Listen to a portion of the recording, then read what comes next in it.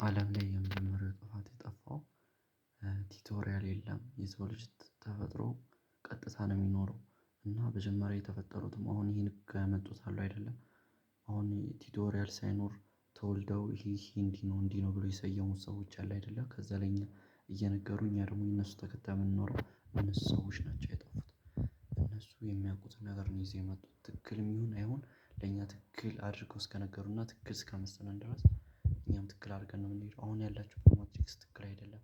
ማለትም አሁን ላይ መብላት መግባት ይሄ ትምህርት ቤቱ ከዛም ማርጀት ይሄ ጋብቻው ፍቅሩ ምናምን እያላችሁ የመጣችሁት ማትሪክስ በሙሉ እነሱ ስለነገሯችሁ ትክክል ነው እያላችሁ ስለመጣችሁ እንጂ ሁሉም ነገር ማለት ትችላላችሁ ትክክል አልነበረም።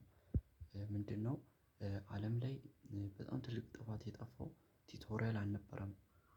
ያለ ቲቶሪያል ነው የሰው ልጅ የተፈጠረው የሰው ልጅ ተፈጥሮ ምን ማድረግ እንዳለበት አያውቀውም።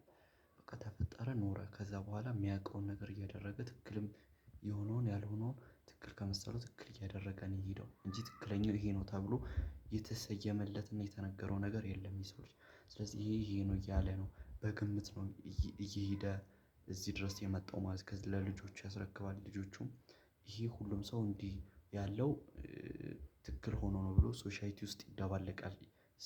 የተወለዱትም ህፃን ልጆች ማለት ነው። ከዛ ያንን እየተከተሉ እነሱም ለልጆቻቸው እያስተላለፉ ነው እየሄዱ ያሉት ወይም እየሄድን ያለነው።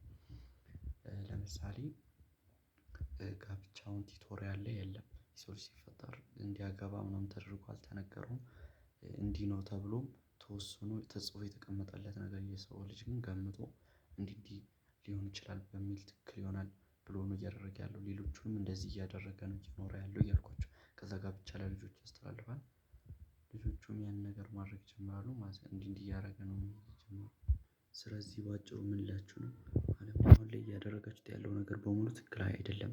ከሰዎች ስላያችሁ የሰዎችን ተቀብላችሁ እየሄዳችሁ ስለሆነ ነው። በራሳችሁ ሂዱ ሁሉን ነገር በራሳችሁ አድርጉት።